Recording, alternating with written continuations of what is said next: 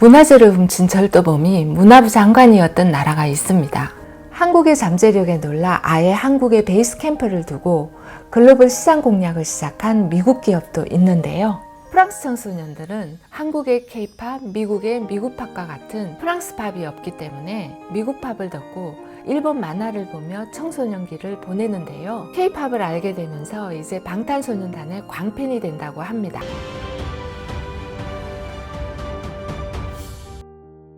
안녕하십니까. 프랑스 채널 파리쌤입니다. 앙드레 말로는 프랑스의 유명한 작가이자 정치인이었는데요. 그가 문화 강국을 얼마나 강조했는지를 알려주는 일화가 있습니다. 1959년부터 더골 집권 아래에서 10여 년간 세계 최초의 문화부 장관직을 수행한 앙드레 말로는 국가는 예술을 감독하기 위해서가 아니라 예술에 봉사하기 위해서 존재한다라는 원칙으로 프랑스를 문화선진국으로 올려놓는 것이 가장 중요하다고 여긴 사람이었습니다. 더골 대통령은 프랑스가 이미 독일에게 점령당한 적이 있었기 때문에 독일을 굉장히 경계했죠. 하루는 문화부 장관인 앙드레 말로에게 더골 대통령이 의견을 구했습니다. 독일에는 전국적으로 아우토반이 깔려 있는데 프랑스도 고속도로를 건설해야 하지 않겠습니까? 그러자 앙드레 말로는 단호하게 반대를 했다고 합니다. 고속도로 25km를 건설하는 비용이면 문화관 하나를 지을 수 있고 그러면 프랑스는 10년 안에 세계에서 첫 번째 가는 문화강국이 될 수 있을 것입니다.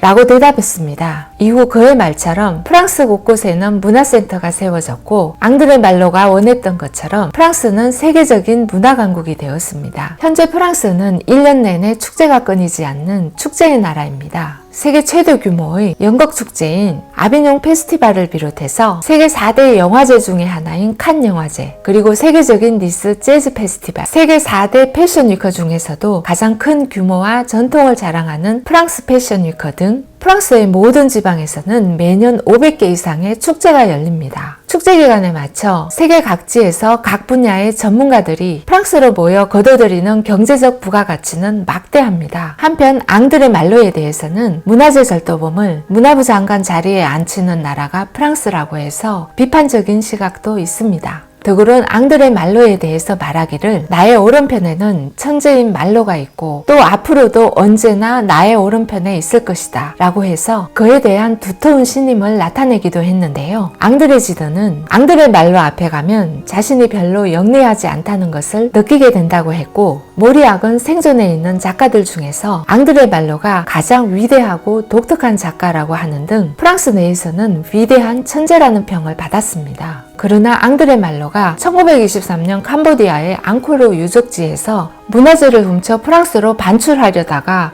붙잡힌 사건이 발생했기 때문에 질타를 받고 있습니다. 그가 훔치려던 문화재는 여신상이었습니다. 1914년 프랑스 탐험대는 반티슬레이를 발견했습니다. 이 유적은 핑크빛 사암으로 만들어져 해질녘에는 색깔이 장밋빛으로 변해서 활활 타오르는 것 같은 환상적인 장면을 연출해주기 때문에 앙코르 유적 중에서 가장 아름다운 건축물로 손꼽힙니다. 반티슬레이는 조각이 정교하고 무척 아름다워서 여자의 성체로 불렸으며 반티슬레이 중앙에 조각된 네바다 여신상은 서유럽에서 동양의 모나리자로 극찬을 받았던 작품입니다. 앙드레 말로가 1923년 앙코르 유적을 방문했을 때 이 여신상을 몰래 반출하려는 시도를 했다가 붙잡혀 이 여신상은 더더욱 유명해졌습니다. 그는 여신상을 반출하려다가 체포되어 1심에서 실형을 받았으나 아내와 앙드레 지더 등의 프랑스 지식인들의 구명운동을 통해 2심에서 금고 1년에 집행유예 2년을 선고받아 풀려났습니다. 이후 그는 이때 감옥에서 옥살이를 한 경험을 담은 왕도로 가는 길이라는 자서전적인 소설을 출간했는데요. 징역형을 받고도 유적도굴 과정을 떳떳하게 소설로 낸 것도 굉장히 흥미롭고 전과가 있음에도 불구하고 문화부 장관 자리에까지 오른 것, 그리고 세계적인 문학 작품인 인간의 조건의 저자라는 점은 더더욱 앙드레 말로에 대한 궁금증을 자아냅니다. 그래서 그의 별명이 수수께끼 같은 거인인가 봅니다. 그는 널검하게 캄보디아를 또 찾았는데요. 이때 캄보디아 교수가 또 도둑질 하러 왔습니까? 라고 비난을 했고 그는 한마디 말도 못하고 그 자리를 떴다는 일화도 있습니다. 앙드레 말로는 고속도로라는 하드웨어보다 문화라는 소프트웨어를 중시했고, 프랑스는 1959년 문화부를 창설한 이후 앙드레 말로가 문화부 장관이 되어서 그 당시 프랑스 상황에 맞게 문화민주화, 문화지역 분권화, 문화 다양성이라는 세 가지 슬로건에 따라 문화정책을 펼쳐나갔습니다. 프랑스는 제국주의 시절 식민지가 많았고 식민지 출신의 이민자들이 국민의 10%나 되었으므로 이들의 입장을 고려하지 않고 무조건 프랑스 문화만 주입시키려고 했다면 이민자들의 반란이 끊이지 않았을 것이라서 통치를 위해서라도 다양한 문화를 인정해주는 정책이 필요했을 것이라고 봅니다. 다양한 인종과 문화에 맞는 문화민주화, 그리고 파리에만 집중되어 있던 문화시설을 지방으로도 분산 배치한 지역 분권화, 또한 다양한 인종의 사람들이 공유할 수 있는 문화 다양성을 기본 정책으로 펼쳐왔습니다. 아이러니하게도 이렇게 다양성을 인정해주는 문화 정책은 프랑스를 문화 강국으로 만드는데 일조를 했다고 봅니다. 그리고 문화 정책이 가장 먼저 등장한 나라로 높게 평가받기도 합니다. 프랑스를 세계 최고의 문화 강국이라고 하지만 어느 부분에 있어서는, 그리고 지금은 그렇지 못하다고 봅니다. 당장 프랑스 청소년들을 보면 저도 이곳에서 두 아이를 키우면서 느낀 것이지만, 우리 한국에는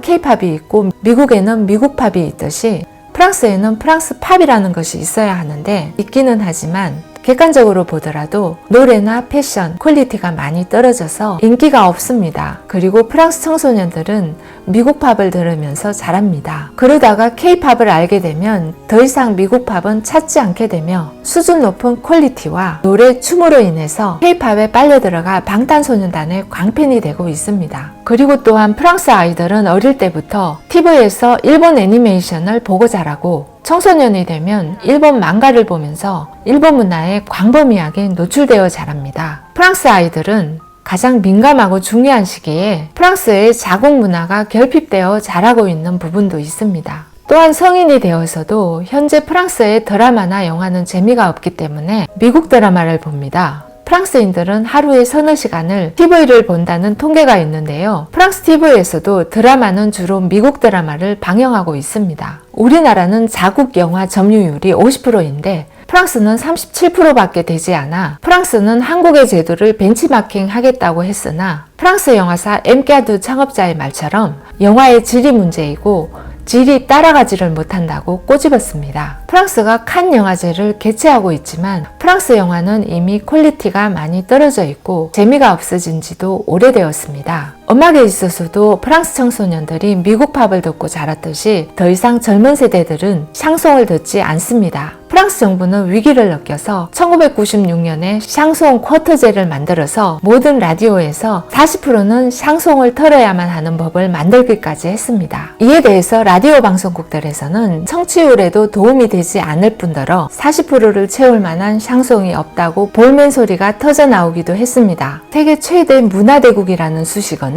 한때 세계를 호령했고 프랑스어가 세계 공용어 자리를 차지했기도 했으며, 법전은 프랑스 민법을 바탕으로 하는 등 세계에서 가장 넓은 땅을 소유했던 식민지 침탈의 부산물이라고 볼 수 있습니다. 프랑스인들은 일반적으로 변화에 둔감합니다. 하지만 청소년들은 변화가 생활이죠. 코로나로 인해서 2020년 프랑스가 봉쇄되면서 넷플릭스는 2019년 말 670명이던 가입자 수가 6개월 만에 30%나 증가했다고 합니다. 특히나 영어를 잘 못하던 프랑스인들에게 넷플릭스가 어필이 될 수 있었던 이유가 있습니다. 프랑스는 2020년 세계 최대 영어 능력 평가 지수에서도 100개 국가 중에서 28위였고 유럽 34개국 중에서도 23위로 유럽의 다른 국가들에 비해서 굉장히 낮은 편입니다. 이렇게 영어 수준이 낮은 프랑스인들에게 넷플릭스가 프랑스어 자막을 제공하면서 프랑스 내에서 넷플릭스 소비를 촉진시켰고, 나이가 좀 있는 프랑스인들까지도 한국 드라마에 접근할 수 있게 해준 엄청난 획기적인 것이었습니다. 150년 전에 일본 문화가 프랑스인들에게 자연스럽게 스며들었듯이 프랑스인들 생활 속에 한국의 드라마와 영화, 웹툰과 방탄소년단을 선두로 한 K-팝이 자연스럽게 스며들고 있습니다. 프랑스 출판업계는 인터넷과 디지털 기술의 발달로 종이책 보는 사람의 수가 줄어들어 위기의 상황에서 탈로를 찾다가 한국의 웹툰을 알게 되었고, 한국 웹툰을 벤치마킹하면서 절망이 희망으로 뒤바뀐 상황입니다.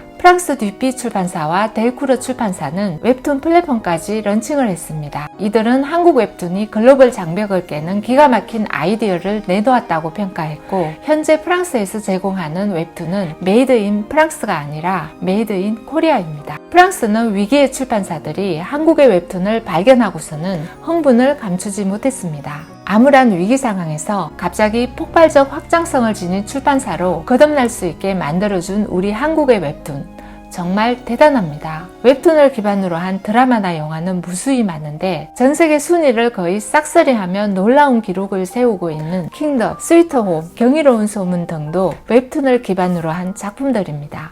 그리고 최근 탈영병 잡는 헌병대의 이야기를 다룬 DP도 연일 한국 콘텐츠 1위를 기록하고 있어서 흥행을 기대하고 있죠. 웹툰은 프랑스에서 한국을 벤치마킹했다면 한국의 드라마와 영화 등을 벤치마킹하는 미국 기업도 있습니다. 프랑스 TV에서는 거의 미국 드라마와 영화만 방영합니다. 제가 보기에는 약 70에서 80% 이상의 비중을 차지하는 것 같은데요. 세계적으로 드라마와 영화를 잘 만들기로 알려진 미국이 한국을 기반으로 해서 글로벌 시장 확장에 나서겠다고 한 이 미국 기업, 바로 넷플릭스입니다. 넷플릭스는 2016년 한국에서 서비스를 시작한 이후 사이코지만 괜찮아는 세계 190여 개국에서 보았고, 아시아에서 가장 많이 본 콘텐츠 상위권을 차지했죠. 브라질과 페루 등 남아메리카 지역에서도 10위권에 올랐고, 넷플릭스 글로벌 종합순위에서는 6위까지 오르는 경이로운 기록을 세웠습니다. 특히 2020년 이후 코로나로 인해 전 세계적으로 넷플릭스가 큰 인기를 끌면서 한국 드라마가 넷플릭스를 주도하다시피 하자 한국의 잠재력에 놀란 넷플릭스에서는 발빠르게 움직였습니다. 미국의 엔터테인먼트 전문지 데드라인에 따르면 2021년에는 넷플릭스가 한국을 기반으로 한 작품을 2배로 늘리고 한국의 베이스 캠프 격인 스튜디오까지 직접 임대해서 공격적인 마케팅을 한다고 밝혔습니다. 이미 이전에도 한국에 대한 투자를 아끼지 않았는데 이제는 한국을 근거지로 삼아서 세계로 나아간다는 것입니다. 2019년 방탄소년단이 스타드 더 프랑스에서 펼친 공연에서 이 공연에 참석한 한국 교포는 공연장에는 젊은 10대들만 있을 거라 생각했는데 실제로는 20대, 30대는 물론이고 40대 이상의 아미들도 많았다고 놀라워했습니다. 이전에 한 미국 방송에서 BTS를 소개하면서 집에 10대 자녀를 둔 부모는 알 수 있는 그룹이라고 표현했다가 아미들로부터 질타를 받기도 했습니다. 40대 이상의 아미들이 나서서 자기들도 BTS 찐팬이라고 토로했던 것입니다. 변화에 느린 프랑스답게 지금 트렌드 지표라고 할 수 있는 방탄소년단을 가장 먼저 알아본 곳은 미국이었고, 보수적이라고 하는 영국이 그 다음이며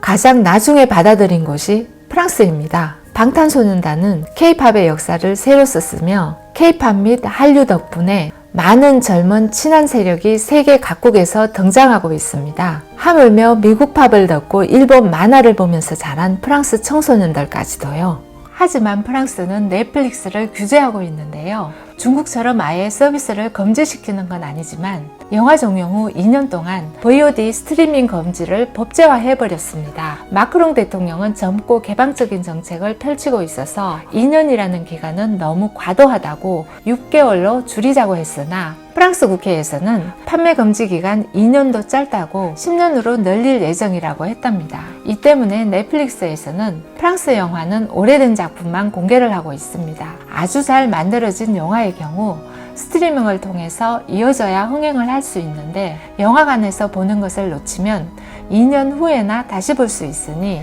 2년이라는 기간은 요즘 같은 초스피드 시기에 잊으라고 장려하는 것만 같네요. 이런 정책이 오히려 프랑스의 문화 정책인 다양성과 프랑스 영화 발전에 큰 걸림돌이 되는 것 같은데 말입니다. 앙드레 말로는 국가는 예술을 감독하기 위해서가 아니라 예술에 봉사하기 위해서 존재한다라는 원칙으로 프랑스를 문화선진국으로 올려놓았고, 앙드레 말로는 고속도로라는 하드웨어보다 문화적인 소프트웨어를 중시했다는 점에서 크게 돋보입니다. 남의 귀중한 문화재를 훔치려 한 도덕성은 질타받아 마땅하지만 문화예술 정책 수립자의 진정한 모습을 볼 수 있는 대목이긴 합니다.